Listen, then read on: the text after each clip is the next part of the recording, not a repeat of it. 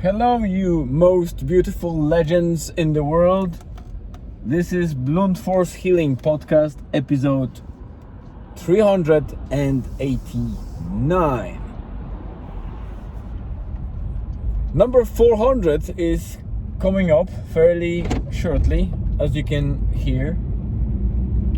We are at day 389 and episode 389, which most of you know what means. This is journal. I'm journaling about what happens in life, the things that I've learned, and the things that I struggle with. So maybe others who are interested in those things can get something or some value out of it. So it also is a project of my life, to be honest, because I said it a couple of times before, so it might be a bit boring for those of you that are, hard listeners and are at least regularly hearing me or watching or reading the blog. But every newcomer to this podcast deserves a bit of explanation, and I'll make sure it's short.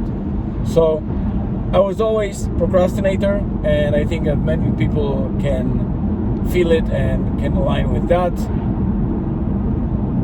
I struggled building any useful or long-term habits or routines that could help me leverage any potential in life, and this blog and this podcast, because there are two of them bound together or intertwined, are my way of trying and build the lifelong routine, or at least what is left of my life, that I can have a core habit or core routine to build upon something better. And it's not that my life is crap, but it's definitely disorganized in many ways. And whatever I tried to stick to, like the routines or habits, they lasted no longer than 30 days or 40 days, maybe 2 months max. But there was always something happening that discouraged me or broke my routine, and when I wanted to go back to it, it was never the same and it wasn't happening. This time, fingers crossed, if you hear me with starting words of a podcast that say it's episode 389, that means that this routine, which is writing and podcasting, so far lasts 389 days, which is over a year, and I'm really proud of it, because I couldn't believe that I was able to go for 200 days, forget the whole year and beyond. So, but it's also thanks to you, because if not for views, people that are reading, some people that are commenting, it would be hard to do it, definitely. Although I started for accountability purposes, and I wasn't even thinking too much about any following or people that will be listening or reading or watching me. In the back of my head, obviously, I knew that it's a natural part of blogging and podcasting in a public space. And slowly those single views and single reads and single watch hours started pouring in, and that made me understand that while I'm doing that for my own accountability and benefit, these materials or resources Some of them, obviously, because not every day is exciting and not every episode brings value to the listener or reader or watcher. This will stay. Nothing that comes to the internet space is ever forgotten or erased completely. There are bots and specific mechanisms that have been implemented by various people to make sure that whatever happens in the internet stays there in some form. That's called non-repudiation, which means it's a concept very often used in security and in access controls, where you want to make sure that whatever happens in the system, be it, let's say, a system that overlooks the access to the doors in specific facility, that nobody can tamper with the logs of all those activities related to successful or failed attempts entering the door, etc. So that's called non-repudiation. And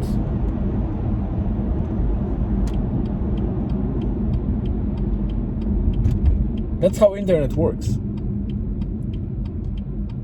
Whatever you post might be deleted from Facebook or Twitter, but believe me, there are people and bots that are recording each and every thing that occurs in the internet. And then sites like archive.org and others make sure that it's there and it's searchable over time.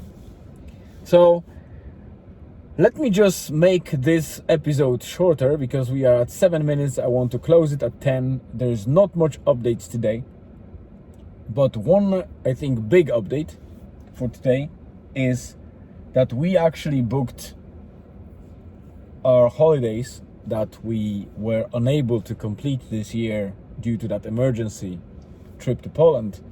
And I actually still have the ticket from, like, the flight from Portugal on the 14th of October, so in about 2 days.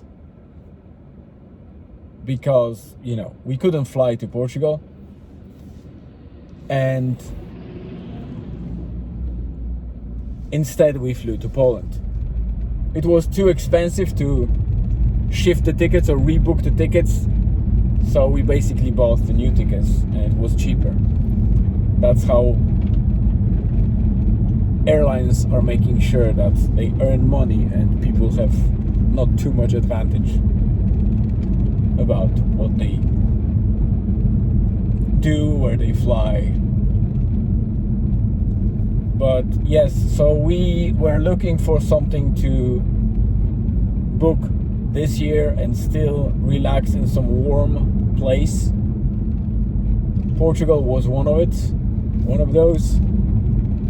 But we know that Portugal around November is not so much warm anymore. Well, it's still warm and sometimes it's even hot, but the index is very low, so you can't really get any even slight suntan. And especially the places where we wanted to go, closer to Lisbon, that's middle and north Portugal. Those areas will be colder in November than Algarve, that is more exposed to Moroccan and Canaries kind of weather that's coming from Africa. And this is exactly where we are flying to. We're going to Morocco. I will be updating a little bit more about it in the blog, and for now we only booked the flight tickets. It's in about a month or so that we'll be flying out, so it will be a very interesting trip. Totally different culture, outside of EU, so we are not in European Union then. So a lot of things will need to be sorted, like we will have to use a different currency, we will have to kind of get used to different, means and facilities and amenities. Albeit Morocco is closer to Europe than many other countries, even though it's in Africa, because it was under French control for a long time until mid 21st century, or sorry, mid 20th century. So it will be an interesting trip. Stay tuned for updates. I'm now at the Ini again. It's almost the end of the day. I have maybe 20 minutes of daylight and I need to move fast, but I want to check one place and see if I can find a bit of chanterelles, because recently I like to add them to my breakfast as a protein source and vitamin D3 source, because we don't get much sunlight at this stage. So that's it for today. The only highlight is that tomorrow I have a day off, because our company is making day off as a kind of soft day off. So anyone who is not assigned any critical tasks like incident management or things like that can have a day off. Obviously those that won't take that day off, they will be given a day in lieu, so they can use it anywhere any time they want. So Friday is off. I was planning on bringing Julian's friend to our house and get the play date going, but it seems like his parents actually want Julian to come in this time, because they say it's their turn. So it's nice and I like that. To be honest, wherever they are, if in his house or in our house, the most important thing is that the guys have time together and they can chat about things, play something, and just mess around outside of school. So that's a great thing to have. That means that tomorrow I'll have pretty much free day from early morning until about 6:30 p.m. So I plan on making some trip in a proper daylight to the forest. But I also have one task to complete, which is I need to change tires in the front of the car, because they're already kind of showing wires, which is dangerous. Albeit it's not dangerous per se, because those tires are able to ride on flat. They have specific built and enforced walls, so you can run on flat up to 80 kilometers per hour, which is a decent speed, and you can drive for another 80 kilometers before you should change them. Well, you should change them straight away if you can, but they allow you to not lose traction in the car and fairly safely continue until you have a proper area or proper facility to change them. That's it for today, guys. I won't be dragging that for too long. It's already getting dark. So thank you very much for coming. Stay tuned and see you tomorrow.